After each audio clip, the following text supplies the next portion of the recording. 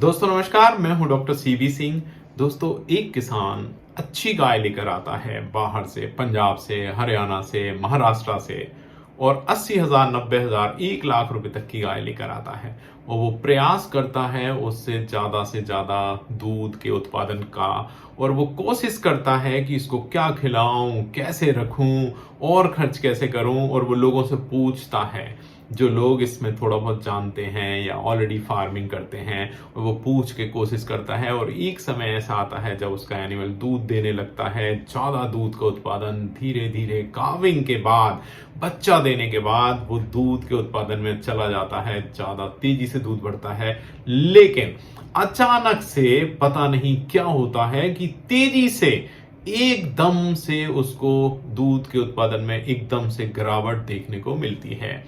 कहाँ गलती हुई, क्या गलती कर दी? क्योंकि वो तो कुछ बहुत अच्छा करने वाला था, बहुत सपने थे, बहुत अच्छा दूध दे रहा था उसका एनिमल, लेकिन अचानक से दूध में कमी आना। क्योंकि दूध में कमी हमेशा देखना, जो स्वस्थ एनिमल होगा उसमें पीक पे जाने के बाद धीरे धीरे उसके दूध में कमी आती है। लेकिन इस केस में क्या हुआ, एकदम से दूध बढ़ा और अचानक से एकदम से तेजी से दूध गिरने लगा। अब हुआ क्या, कौन कौन से वो कारण हैं, बड़े कारण हैं जहां पे गलती हमसे हो जाती है। दोस्तों, आप याद रखना, ये जो पॉइंट्स मैं बता रहा हूं, ये हो सकता है ये गलती आप भी कर रहे हों। और बहुत सारे फार्मर्स को मैं देखता हूं फील्ड में, वो यही गलती कर जाते हैं, और उनके जब दूध में कमी होती है तब मेरे पास फोन आता है कि सर अब हम क्या करें, जब तक शायद देर हो चुकी होती है। दोस्तों, पहला कारण है माइकोटॉक्सिन्स या फंगस। मैंने देखा है कि फील्ड में बहुत सारे फार्मर्स, ऑलमोस्ट 70 से 80% किसान जो हैं, वो एक दिन पहले दाने को गला देते हैं, या अनाज को गला देते हैं, या खलियों को गला देते हैं। और वो गलाने के कारण, जो मॉइस्चर के कारण, वो उसमें फर्मेंट होने लगता है, या ज्यादा गल जाता है, या उसमें फंगस की ग्रोथ होने लगती है। और बहुत सारे फार्मर्स तो मुझसे ये भी बोलते हैं कि सर इससे दूध बहुत तेजी से बढ़ता है। बिल्कुल भैया, दूध बढ़ता है उससे तेजी से, क्योंकि ऑलरेडी आपने पचा पचाया खाना उसको खिलाया है, जिससे दूध बढ़ेगा। लेकिन मैंने बोला एकदम बढ़ेगा और एकदम कम होगा। तो आप ये याद रखिए, अगर आप भी एक दिन पहले खली, अनाज या इन सब चीजों को गला कर रखते हैं और दूसरे दिन पशु को खिलाते हैं, तो आप ये बहुत बड़ा खतरा मोल ले रहे हैं। वहां मोल्ड डेवलप होंगे, फंगस डेवलप होंगे, और स्पेशली जो अफ्लाटॉक्सिन डेवलप होगा, और वो बहुत बड़ा नुकसान पहुंचाएगा। आपको आंखों से नहीं दिखेगा कि इसमें फंगस है, लेकिन वो जब जाता है धीरे धीरे तो उसको हम जहरवाद या पॉइजनस वो होता है, और उसमें जो टॉक्सिन्स होते हैं वो बहुत ज्यादा नुकसान पहुंचाते हैं। तो आप अभी भी, मैं फिर बोल रहा हूं, अनाज को केवल ग्राइंड करिए, पशु आहार को आप सूखा खिलाइए, और भूसे में आप थोड़ा सा पानी छिड़क सकते हैं ताकि वो मॉइस्ट हो जाए, थोड़ा सा नरम हो जाए। खलियों को, जो खली हैं, जैसे आप कॉटन सीड केक है या मस्टर्ड केक है, इनको आप थोड़ा सा 1 घंटे पहले या 2 घंटे पहले आप थोड़ा सा इनको गला सकते हैं ताकि वो थोड़ी सी नरम हो जाए। लेकिन ये बिल्कुल भी एडवाइजेबल नहीं है कि एक दिन पहले से आप गला के रख दें और फिर उसको दूसरे दिन खिलाएं। मैंने देखा है कई लोग पास में ही बहुत बड़ा वो एक वहां पे स्ट्रक्चर बना लेते हैं, और उसमें पशु आहार, अनाज, सारी चीजें मिक्स करके उसमें गला देते हैं। वो बहुत नुकसानदायक आपके डेयरी फार्म के लिए हो सकता है। तो दोस्तों, गलाना बंद कीजिए, सूखा खिलाइए, और अगर आपको गलाना है तो केवल खलियों को आप थोड़ी देर पहले गला सकते हैं। दोस्तों, दूसरा जो कारण है वो है एक्सेसिव यूरिया फीडिंग। कुछ लोग ऐसे पशु आहार का उपयोग करते हैं जिसमें जरूरत से ज्यादा या रिकमेंडेशन से ज्यादा यूरिया होता है, और वो एकदम से दूध तो बढ़ाता है, लेकिन धीरे धीरे जैसे जैसे उसके शरीर में अमोनिया का कंसंट्रेशन बढ़ता जाता है एनिमल के, और ढेर सारी प्रॉब्लम्स आने लग जाती हैं, और उसका मिल्क ड्रॉप देखने को मिलता है। दोस्तों, तीसरा जो फैक्टर है वो है ओवर फीडिंग ऑफ ग्रेन्स। आप कई बार अनाज, जरूरत से ज्यादा अनाज है या दूसरे जो कॉन्सेंट्रेट राशन है, एकदम से बहुत ज्यादा खिलाते हैं, जिसके कारण उसका रूमेन अपसेट होता है, उसका पीएच अपसेट होता है और एकदम से गिरावट देखने को मिलती है। इसीलिए बोलते हैं कि डाइट बैलेंस हो और जितनी जरूरत है उस एनिमल को उतनी ही उसको खिलाई जाए। दोस्तों, चौथा जो पॉइंट है वो है deficiency of vitamin and minerals और विटामिन की कमी।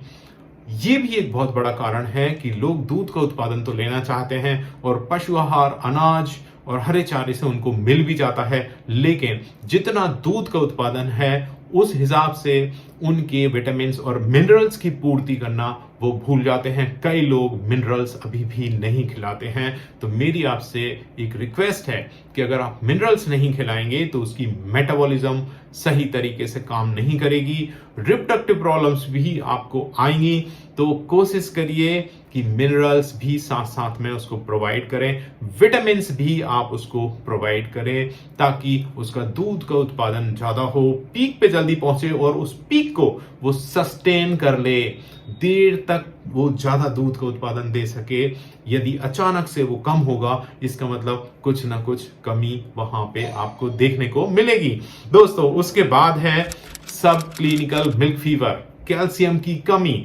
ज्यादा दूध देने वाले पशुओं में अक्सर देखा जाता है कि कैल्शियम की कमी उनमें बनी रहती है और हम उसकी पूर्ति नहीं कर पाते। तो क्या होता है कि वो सब क्लिनिकल मतलब ऐसा उसमें कैल्शियम की कमी जो आप देख नहीं सकते लेकिन कमी बनी होती है।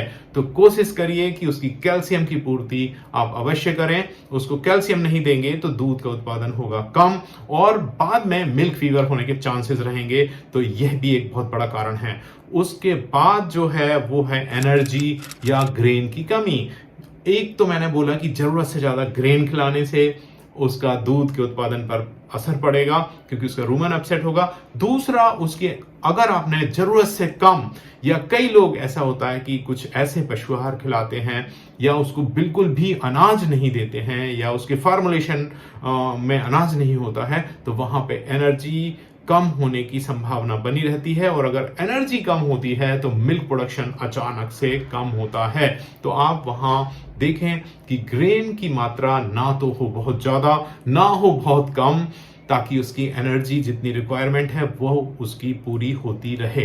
दोस्तों, उसके बाद है इन्फेक्शन या सब क्लिनिकल मैस्टाइटिस। ये भी देखने में आया है कि यदि उस एनिमल को मैस्टाइटिस है या थनैला रोग है तो दूध का उत्पादन एकदम से ड्रॉप होता है। और मैस्टाइटिस या थनैला रोग उसी एनिमल को पकड़ता है जिसका मिल्क प्रोडक्शन होता है ज्यादा, और अगर उसको मैस्टाइटिस है, थनैला है, तो अचानक से एकदम से ड्रॉप देखने को मिलता है। तो उसका इंस्पेक्शन जरूर करें कि सब क्लिनिकल मैस्टाइटिस तो नहीं है, वहां पे कुछ ऐसी चीज देखने तो नहीं मिल रही है। दोस्तों, उसके बाद जो है वो है पैरासाइट्स। मतलब पैरासाइट्स जो परजीवी होते हैं, बाह्य परजीवी और अंतः परजीवी, मतलब एक्टोपैरासाइट्स, और जो अंदर हैं जो वर्म्स होते हैं एंडोपैरासाइट्स, उनके लिए मैं बात करूंगा कि आप कोशिश करिए कि जूं, चिचड़, मक्खी, मच्छर, इनका प्रॉपर बंदोबस्त करें, उनकी व्यवस्था करें कि इनसे कैसे छुटकारा आपका एनिमल पा सके। और दूसरा है पेट के कीड़ों की दवाई, इसकी जरूर व्यवस्था करिए। मैंने आपको बताया है, एक वीडियो स्पेशल बनाया हुआ है डीवर्मिंग के ऊपर, उसको देखिए। और कौन सी दवाई यूज करना है उसमें मैंने वही भी बताया है, ताकि आप इन कारणों को अगर आप एड्रेस कर लेंगे, इनसे निपट लेंगे, तो डेफिनेटली आप ये मान के चलिए आपका पशु रहेगा स्वस्थ और दूध का उत्पादन होगा ज्यादा। और जो समस्या देखने को मिलती है कि दूध में एकदम से पीक और अचानक से कमी, ये देखने को नहीं मिलेगा। एक प्रॉपर हेल्दी जो लैक्टेशन जो होता है, लैक्टेशन कर्व जो होता है गाय का, वो धीरे धीरे बढ़ता है और आप देखते हैं 3 से 4 हफ्ते में, ज्यादा से ज्यादा 5 हफ्ते में वो पीक पर पहुंच जाता है और उसके बाद वो सस्टेन करता है लंबे समय तक और धीरे धीरे करके वो नीचे आना स्टार्ट होता है और अपने ड्राई पीरियड तक वो चलता रहता है। तो दोस्तों, याद रखिए, एक एक साइंटिफिक बात जो मैं करता हूं ये सारी की सारी रिसर्च बेस होती हैं, वैज्ञानिक आधार पर होती हैं। तो मेरी आपसे एक ही रिक्वेस्ट है कि इस चैनल को आप सब्सक्राइब करें, वीडियो को आप ज्यादा से ज्यादा शेयर करें। आपकी कोई प्रॉब्लम हो तो उसको कमेंट बॉक्स में जरूर लिख दें, क्योंकि मैं वहीं से टॉपिक उठाकर और उस पर वीडियो बनाने के प्रयास करूंगा। तो यूं ही साथ बने रहें दोस्तों। जय हिंद।